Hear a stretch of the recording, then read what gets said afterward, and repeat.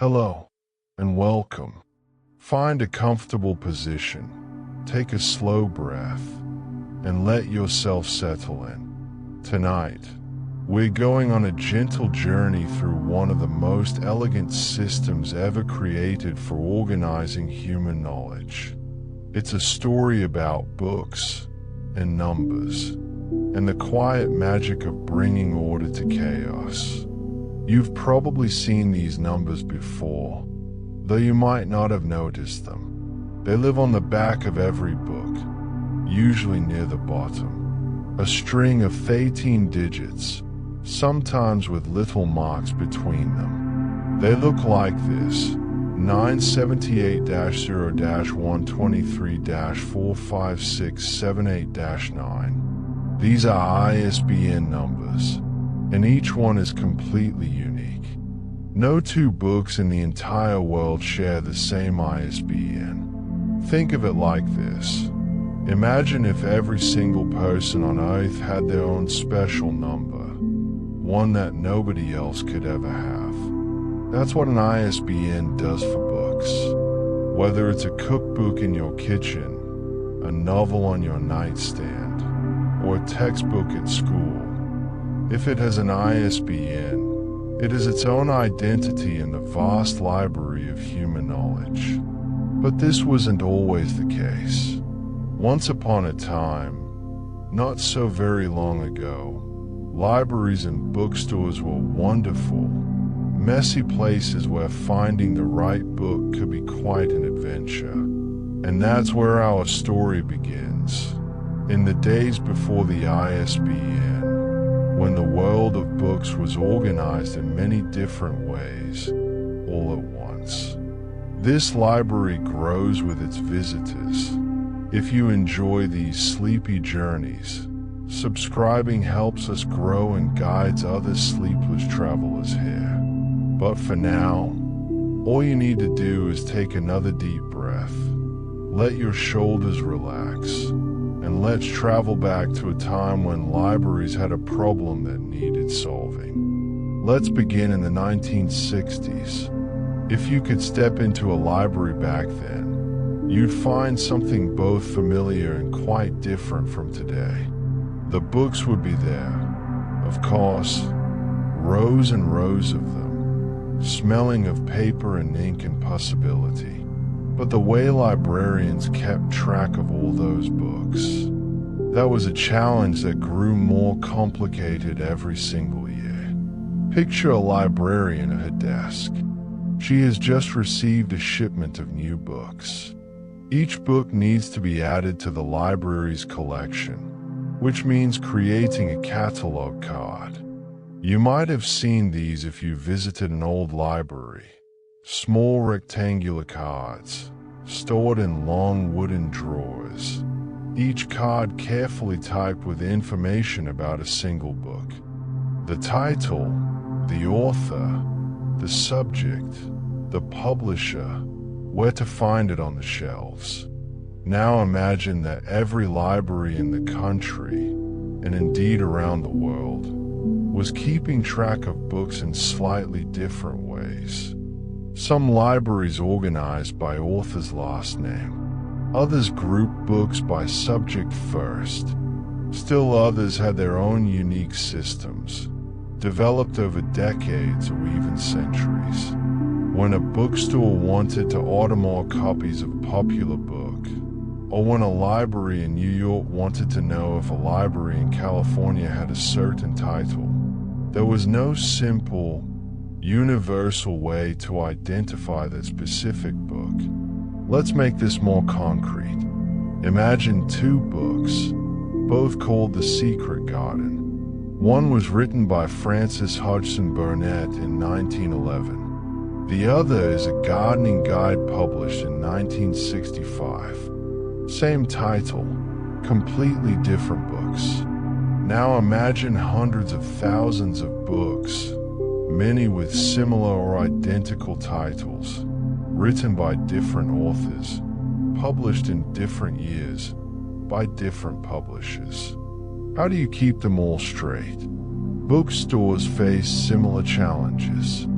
When a customer wanted to order a book they'd heard about, the bookstore clerk would need to know not just the title, but the author, the publisher, and sometimes even the year it was published, just to make sure they ordered the right edition. And publishers, they needed their own systems to keep track of what they printed, what was in stock, what needed reprinting.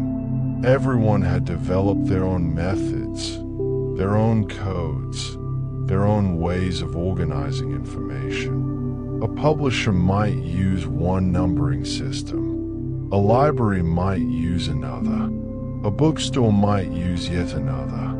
It was like having everyone speak slightly different languages when trying to talk about the same thing.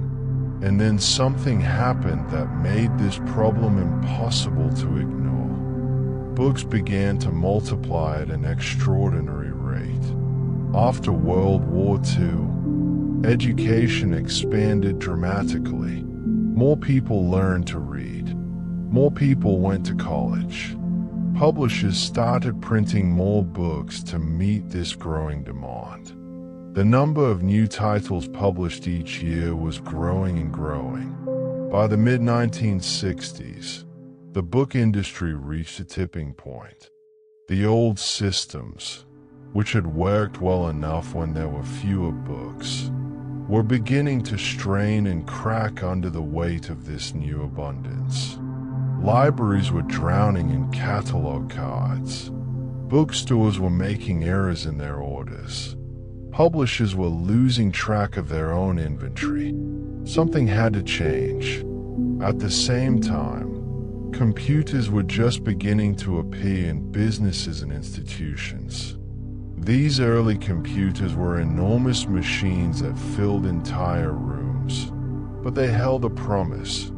They could process information faster and more accurately than any human filing system. But computers needed something that humans could work around. They needed consistency. They needed every piece of information to be formatted in exactly the same way, every single time. This is where a simple but revolutionary idea began to take shape. What if every book could have a unique number? Not a title that might be shared by dozens of other books. Not an author's name that might be spelled different ways. But a number, a single, unique number that belonged to that book and that book alone. It would need to be a number that a human could read and write down easily. It couldn't be too long, or people would make mistakes copying it. But it had to be long enough to give every book its own identity. It would need to contain information within its digits, so that just by looking at the number, you could learn something about the book. And most importantly, it would need to be accepted and used by everyone. Publishers, bookstores, libraries, all working together with the same system. This was the challenge. This was the problem that needed solving. And as the 1960s moved forward, people in the book industry began to realize that the solution would need to be international, systematic, and simple enough for anyone to use. Take a moment now to picture the scale of what we're talking about. Millions of books in thousands of languages, published by tens of thousands of publishers, sold in countless bookstores, housed in libraries around the globe. And the dream was to give each one its own number, its own identity, its own place in a universal catalog. It seemed almost impossible, but sometimes the most elegant solutions come from the simplest ideas. And that's what was about to happen. Now let's watch how this idea spread across the world, quietly and steadily, like ripples moving across a still pond. The story begins in Britain. In 1966, a man named Gordon Foster, who worked in the book industry, had been thinking about this problem for quite some time. He proposed a system he called the Standard Book Number, or SBN for short. It was a 9-digit code that would identify both the publisher and the specific book they published. Here's how it worked. In its elegant simplicity, the first few digits identified the publisher. Think of it like a phone number.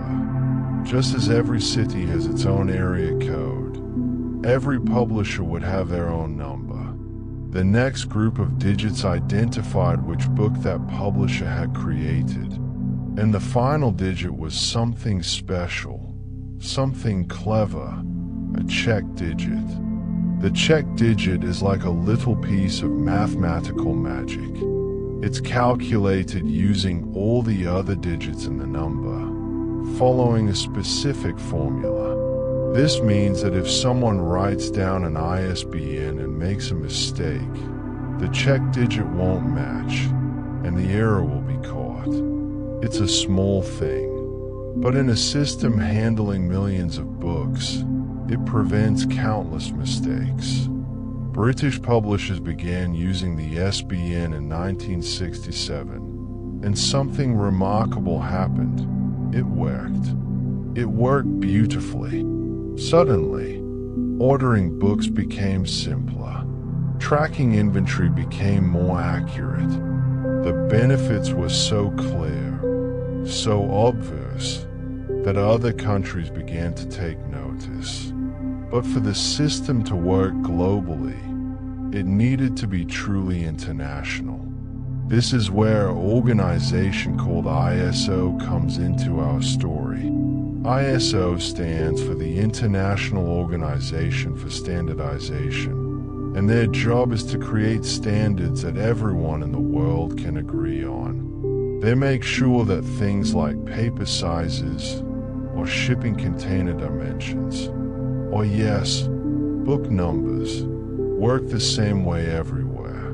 In 1970, ISO took Gordon Foster's SBN and expanded it. They added one more digit at the beginning to create a 10-digit number, and they gave it a new name, the International Standard Book Number, or ISBN. That extra digit at the start would identify which country or language group published the book. English language books, for instance, would start with 0 or 1. Think about what this meant.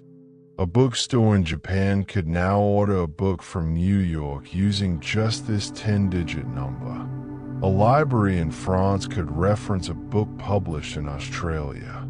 The language of books had become universal, not through words, but through numbers.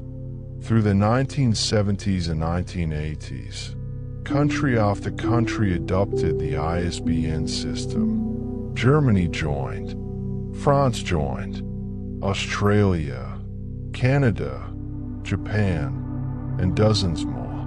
Each country set up its own ISBN agency, responsible for assigning these unique numbers to publishers within their borders. But all these agencies followed the same rules, used the same format, spoke the same numerical language. It was a quiet revolution.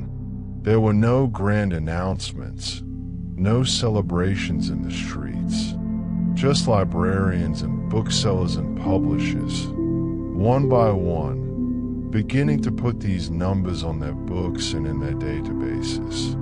And slowly, steadily, the chaotic world of book identification became orderly. As computers became more common in the 1980s and 1990s, the ISBN became even more valuable.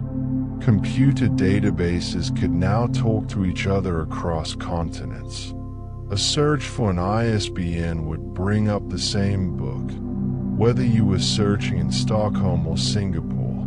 The system that had started as a solution to a filing problem had become the backbone of global book commerce and scholarship.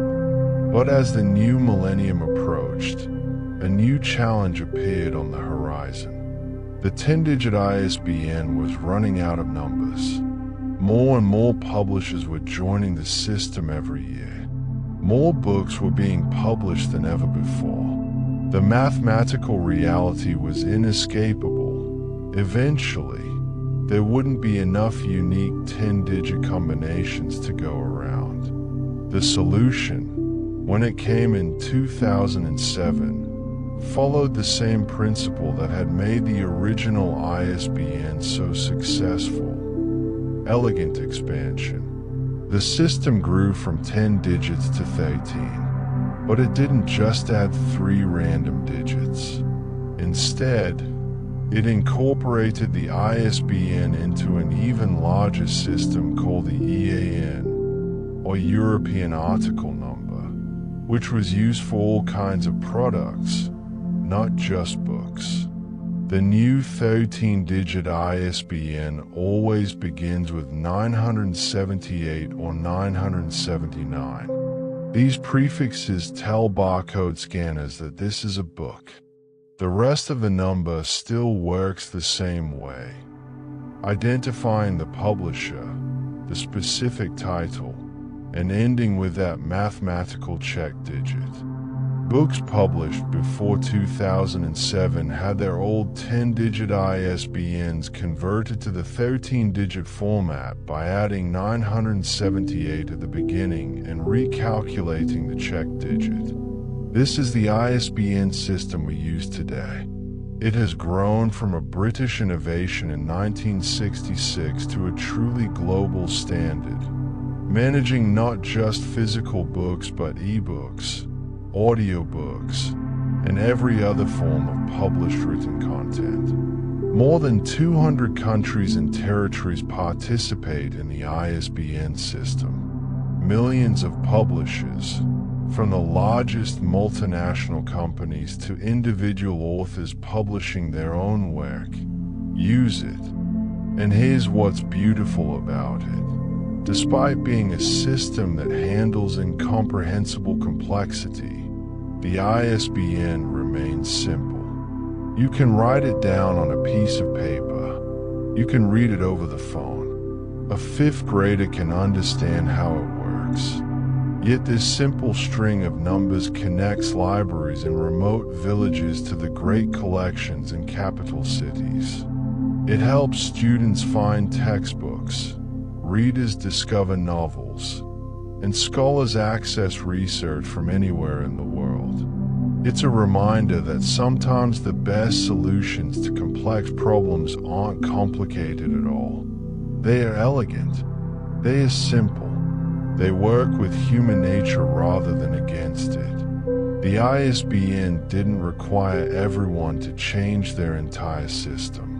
It just gave everyone a common language for talking about books, a numerical bridge connecting different systems, different countries, different languages. And so these quiet numbers, living on the backs of books, do their work day after day, year after year, organizing human knowledge, connecting readers with stories, helping ideas flow from mind to mind across every border and boundary. Now, let's take a closer look at these 13 digits. Let's understand what each part means, like examining the intricate parts of a pocket watch, each piece doing its own small job to make the whole thing work perfectly. Imagine holding a book in your hands right now. Turn it over to the back cover. There, usually near the barcode, you'll see a number that looks something like this: 978-1-234-56789-0. Those little hyphens aren't just there to make it easier to read. They actually divide the number into meaningful sections, each telling us something specific about the book. Let's walk through it slowly, digit by digit, the way you might walk through a peaceful garden, noticing each flower along the path. The first 3 digits are called the prefix element. For books, this is always either 978 or 979. Think of these like a gentle announcement. Hello, I am a book. When a barcode scanner in a bookstore reads this number, those first 3 digits immediately tell the computer, this is not a box of cereal or a toy or a piece of clothing.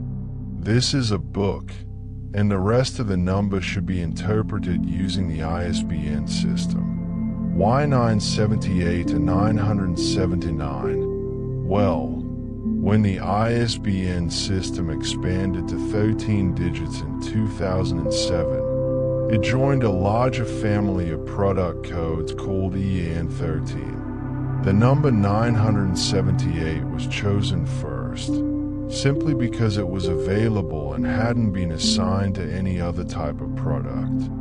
When 978 started to run out of space for all the world's books, 979 was added. It's practical, not poetic, but there's something calming about that practicality. Next comes the registration group element. This part identifies which country, region, or language area published the book. It can be 1 digit, or 2, or even 3 or more, depending on how many books are published in that area. English language countries, which publish enormous numbers of books, use short codes, 0 and 1. A book published in the United States might have 978 to 0 or 978 to 1 at the start. A book from France uses 2. Germany uses 3. Japan uses 4. Smaller publishing regions need longer codes because there are more of them sharing the available numbers. For instance, Kazakhstan uses 978 to 601, while Serbia uses 978 to 86. The system is wonderfully flexible this way, making room for everyone from the largest publishing nations to the smallest. Here's something lovely. These group numbers aren't assigned by size or importance or any kind of ranking. They were simply assigned in the order that countries joined the system. It's democratic in the quietest way. Every publisher, in every country, has equal access to this global system. After the group comes the registrant element, which identifies the specific publisher. This is where it gets really interesting. A large publisher, one that produces hundreds or thousands of books each year, gets a short registrant number, leaving more room for all those book titles. A small publisher, maybe someone who only publishes a few books, gets a longer registrant number. Let's think about this with an example. Imagine a huge publisher like Penguin Random House. They might have a registrant element that's just 2 or 3 digits long, say 123. This leaves them plenty of space in the next section for all their thousands of titles. Now imagine a small independent publisher who releases 3 books a year. They might have a registrant element that's 6 or 7 digits long. They don't need as much space for titles, so the system gives them a longer identifier. The beautiful thing about this is that it makes the system perfectly balanced. The 13 digits can accommodate massive publishers and tiny ones, all within the same elegant framework. It's like a house with rooms of different sizes, each one exactly right for its purpose. Then comes the publication element, which identifies the specific title.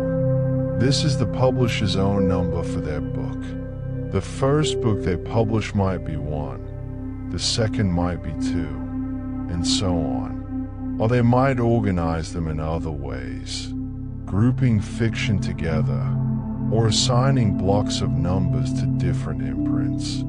The ISBN system doesn't dictate how publishers number their books, only that each number is used just once. And here's something important to understand. Different editions of the same book get different ISBNs. If a publisher releases a book in hardcover, that gets one ISBN. When they release it in paperback, that's a different ISBN. An ebook version, another ISBN. An audiobook, yet another. Each format, each edition, has its own unique identifier. This way, when someone orders a book, there's no confusion about which version they want. Finally, we reach the last digit, the check digit. This single number is calculated mathematically from all the other digits. It's like a seal of authenticity, a way to catch mistakes before they cause problems. The formula for calculating the check digit is simple but clever. You take the first 12 digits and multiply them in a specific pattern. The first digit by 1, the second by 3, the third by 1, the fourth by 3, and so on, alternating. Add all those products together, then subtract from the nearest multiple of 10. The result is your check digit. You don't need to remember that formula, but what's wonderful is what it does. If someone types an ISBN into a computer and makes a single mistake, swapping 2 digits or getting one number wrong, the check digit won't match. The computer knows immediately that something's not right. This simple mathematical trick prevents countless errors every single day. So when you look at an ISBN, you're seeing a complete story compressed into 13 digits. Where the book comes from, who published it, what title it is, and a mathematical promise that all those digits are correct.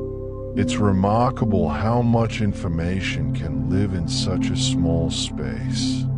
These 13 numbers connect a book to every database, every library catalog, every bookstore inventory system in the world. They work invisibly, tirelessly, making sure that when someone in Buenos Aires orders a book first published in Tokyo, the right book arrives.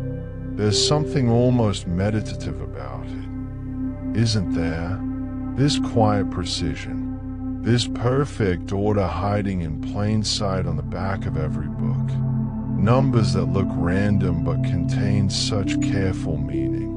A system that seems simple but enables such complex global coordination. And perhaps the most peaceful thing about the ISBN is that it works the same way everywhere.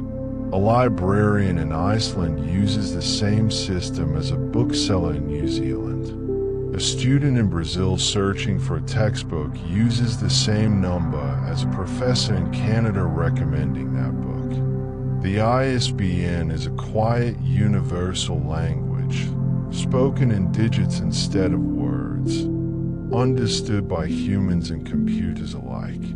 Next time you hold a book, take a moment to look at those 13 digits. Remember that each one has a purpose. Together, they give that book an identity that will never belong to any other book in the world. They're like a gentle handshake between the book and every system that will help it find its way to readers.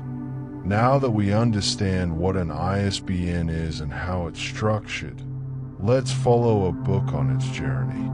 Let's see how a manuscript becomes a published book with its own unique number, and how that number helps the book move through the world. Our story begins with an author.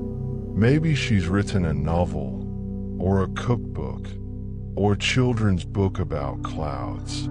She's finished her manuscript, found a publisher, and now that publisher needs to prepare the book for the world.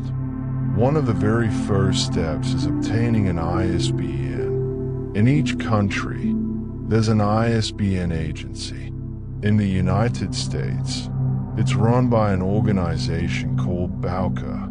In the United Kingdom, it's run by a group called Nielsen. In Canada, Library and Archives Canada handles it. Each country has its own agency, but they all follow the same international rules. When a new publisher first registers, they need to decide how many ISBNs they'll need. Are they planning to publish just a few books? They might purchase a block of 10 ISBNs. Are they a larger operation? They might get 100 or 1,000 or even more.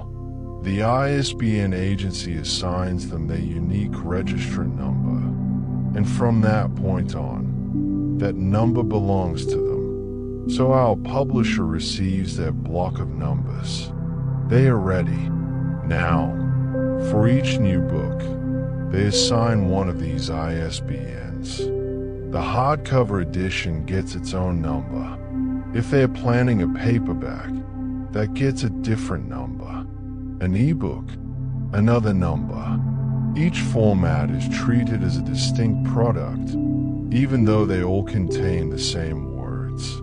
Once the ISBN is assigned, something important happens. The publisher reports it to a database called Books in Print. This is like a vast catalog of every book that's available for sale. Bookstores and libraries can search this database to find out about new books, check prices, see publication dates, and most importantly, order copies using the ISBN. The ISBN gets printed in several places on the book. It appears on the copyright page, usually near the front. It appears on the back cover, often accompanied by a barcode.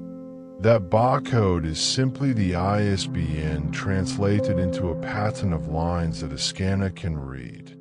When you buy a book at a bookstore and they scan it at the register, they are scanning that ISBN barcode. Now the book is printed and ready to enter the world. Here's where the ISBN really begins to work its magic. Distributors, the companies that move books from publishers to bookstores, use the ISBN to track every single copy. When a bookstore orders 50 copies of our author's novel, they simply send the ISBN and the quantity. No confusion, no mistakes. The right book, the right edition, every time. Libraries use the ISBN in a similar way. When a librarian wants to order a book, the ISBN connects them to the publisher's information, the price, the publication date, all the details they need. Once the book arrives, that same ISBN gets entered into the library's catalog system. Now, when a patron searches for the book, the system knows exactly which book they mean. Online bookstores have made the ISBN even more essential. When you search for a book on a website, you might search by title or author. But behind the scenes, the database is using the ISBN to make sure it's showing you the right edition. Hardcover or paperback, new or used. The ISBN keeps everything clear. Think about the scale of this for a moment. Millions of books, moving through thousands of warehouses, ordered by tens of thousands of bookstores, cataloged in hundreds of thousands of libraries, all around the world. And it all works smoothly because each book has its own unique identifier. The ISBN is like a passport for books, allowing them to travel anywhere, be recognized anywhere, be found by anyone who's looking for them. But the journey doesn't stop there. The ISBN continues to serve the book throughout its entire life. If a library decides to remove old books from their collection, they can list them for sale using the ISBN. If a used bookstore gets a donation of books, they can look up the ISBN to check the value and catalog it properly. If a student needs a specific edition of a textbook, the ISBN ensures they get exactly the right one, not last year's version or a different edition. Even in the digital age, the ISBN remains essential. Ebooks need ISBNs too. When you download a book to your tablet or your reader, that file has an ISBN. Online libraries, educational platforms, research databases, all use ISBNs to organize and track digital books just as they do with physical ones. There's something wonderfully democratic about this system. Whether you're a major publishing house with hundreds of employees or an individual author publishing your very first book, you have access to the same ISBN system. Your book gets the same kind of unique identifier as books from the biggest publishers in the world. It's treated with the same care by the same systems. Self-publishing authors can purchase ISBNs directly from their country's ISBN agency. Once they have that number, their book can be listed in the same databases, sold in the same bookstores, cataloged in the same libraries as any other book. The ISBN doesn't judge the size of the publisher. It simply identifies the book. And so, from the moment an author finishes their manuscript to the moment a reader finds that book on a shelf, the ISBN quietly does its work. It identifies, it organizes, it connects. It ensures that the right book reaches the right reader, no matter where in the world they are, no matter when they're looking for it. This is the gentle power of good organization. Not flashy, not dramatic, but reliable and universal. A system that simply works, day after day, book after book, connecting human creativity with human curiosity across every border and every language. Let's spend some time now in the quiet space where the ISBN does some of its most important work, the search for knowledge.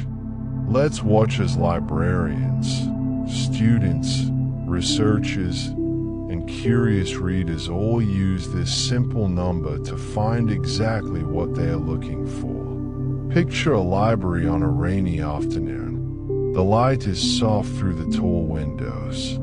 Someone walks up to the librarian's desk with a question. They are looking for a specific book, but they can't quite remember the title.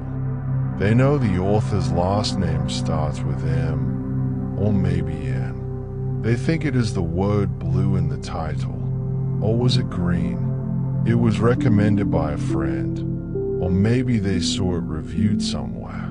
This happens dozens of times every day in libraries everywhere. And while librarians are wonderfully skilled at detective work, helping people track down books from the smallest clues, sometimes there's a better way. Sometimes a person has written down the ISBN. When they hand the librarian a scrap of paper with 13 digits written on it, everything becomes simple. The librarian types those numbers into the computer. 1 second passes, 2 seconds, and there it is, the exact book, with its complete title, the full author name, the publisher, the publication year, even which shelf it's on if the library owns it, or how to request it from another library if they don't. This is the peaceful efficiency of the ISBN. No confusion about which edition. No wondering if it's the right author. Just certainty. Just precision. The number removes all ambiguity, all guesswork. It points directly to one specific book among millions. Now imagine a college student working on a research paper late at night. She's in her dorm room, her laptop screen glowing in the darkness. The paper is due in 2 days. She needs 3 more sources, and she's getting tired. Her professor recommended a book in class last week, and she wrote down the ISBN on the syllabus. She logs into the library's online catalog. She could try searching for the title, but she's not confident she remembers it correctly. Instead, she pastes the ISBN into the search box. Instantly, the book appears. The library has 2 copies. One is checked out. The other is on the shelf in the reference section. She can even see a map showing exactly where to find it tomorrow morning. She breathes a little easier.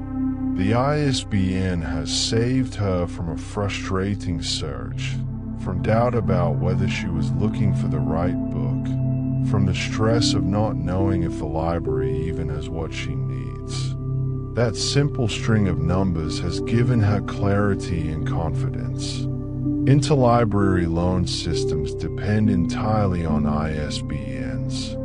When a small rural library needs to borrow a book from a university library 300 miles away, they request it using the ISBN. The university library's computer searches its shelves, locates the book, and sends it on its way. Days later, it arrives at the small library, exactly the right book, exactly the right edition. Without the ISBN, this would require so much more work. Phone calls to verify the exact title, questions about the publication year, checking and double-checking to make sure it's the right edition. But with the ISBN, it's effortless. The number does all the work. The book travels from one library to another as smoothly as a letter traveling through the mail.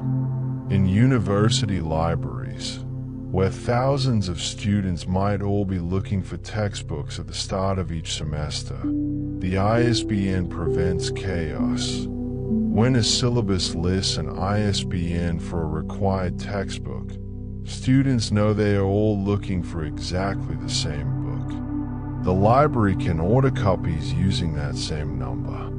The bookstore stocks it using that number.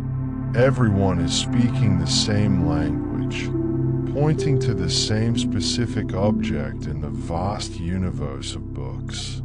There's a kind of peace in this precision. Think about how much anxiety can come from uncertainty. Did I get the right version? Will this edition have the same page numbers my professor is referencing? Is this the most recent update? The ISBN answers all these questions silently, instantly, definitively.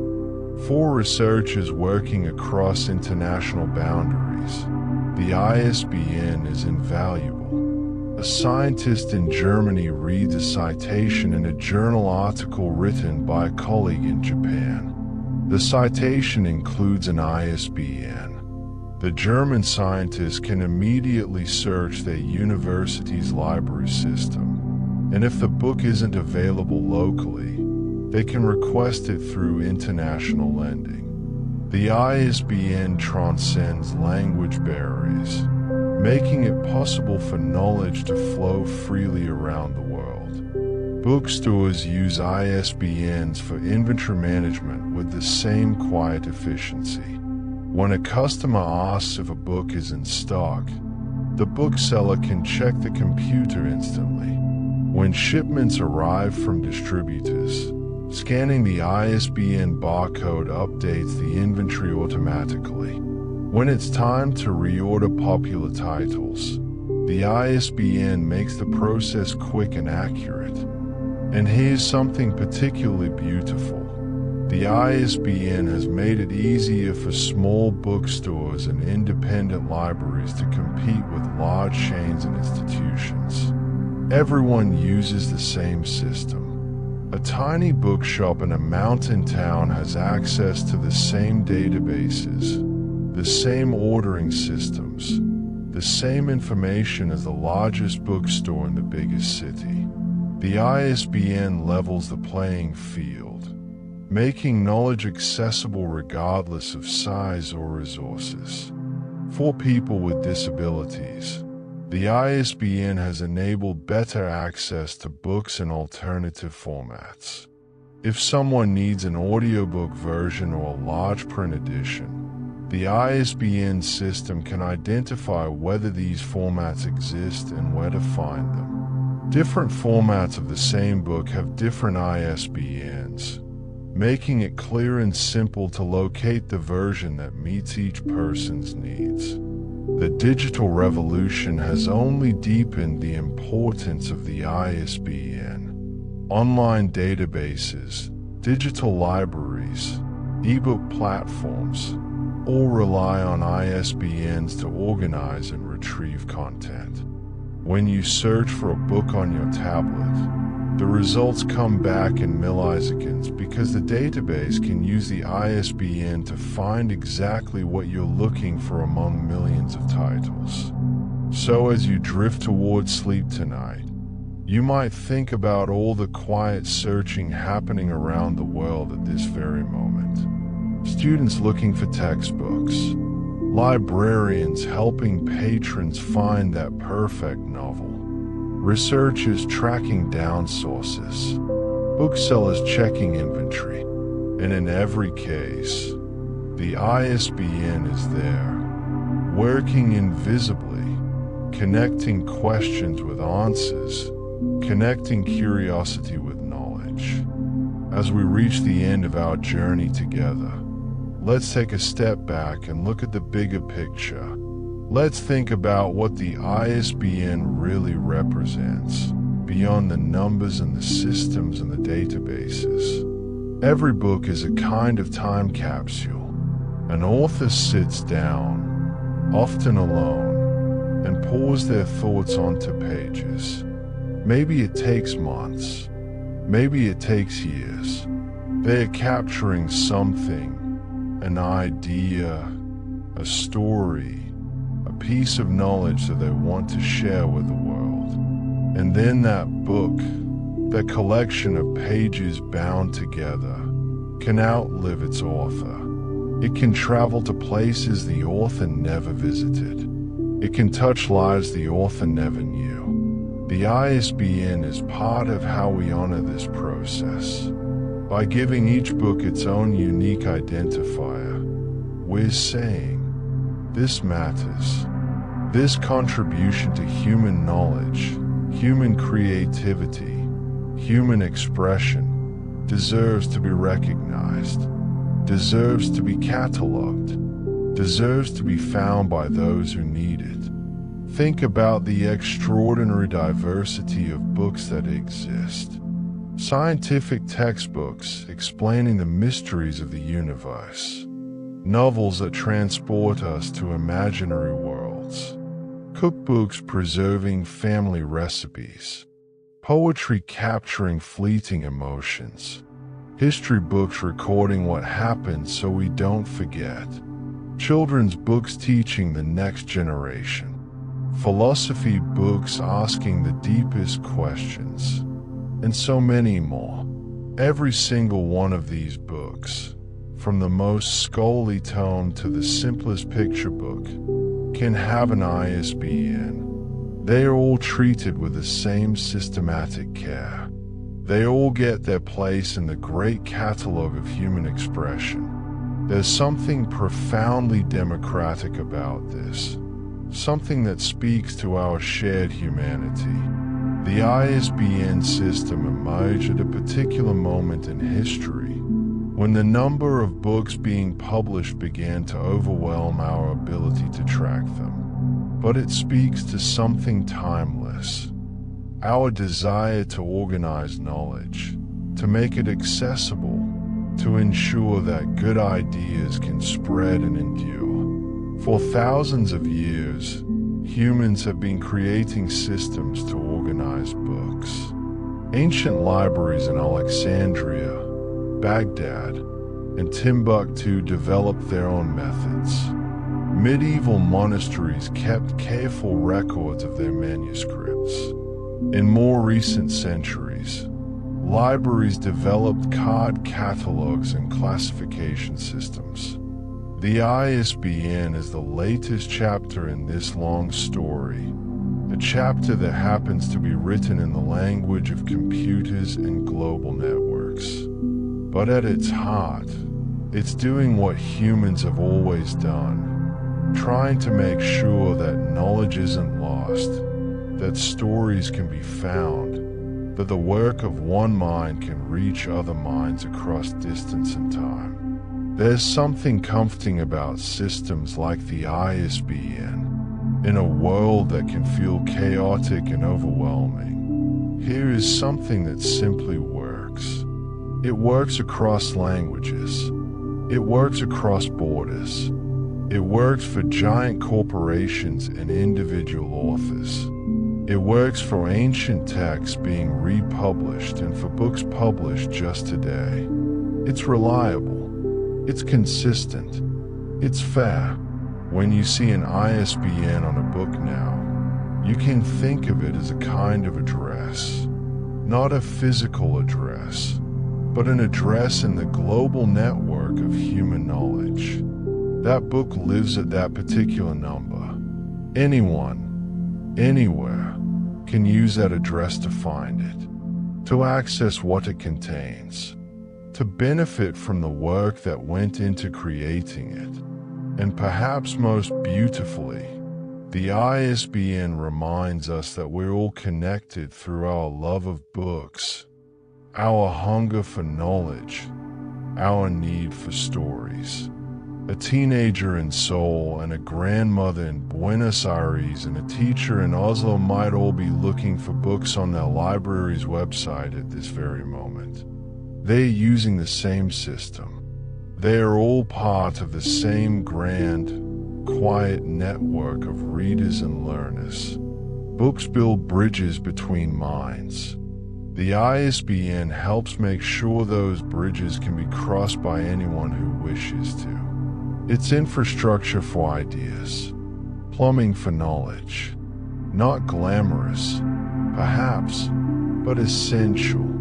The kind of thing that works so well we hardly notice it until we stop to think about what the world would be like without it.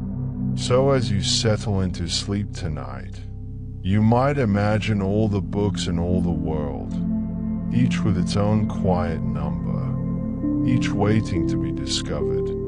Imagine the students who will find the textbook they need tomorrow, the reader who will stumble upon the perfect novel next week, the researcher who will track down that crucial source next month, all of them guided by these simple, elegant 13 digits. The ISBN is more than a numbering system. It's a testament to human cooperation. It's proof that we can agree on standards that benefit everyone. It's a reminder that even in our differences of language and culture and geography, we can work together to preserve and share knowledge. And it's a gift to the future. Books published today with their ISBNs will be findable decades from now, perhaps centuries from now.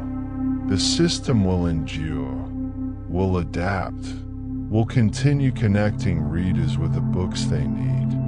So rest easy, knowing that somewhere in the vast machinery of human civilization, this small, perfect system is working. Cataloging, organizing, connecting, making sure that the books we create today will be there for the readers of tomorrow. Thank you for joining me on this journey through the history and logic of the ISBN. May your dreams be peaceful, and may you always find the books you're looking for.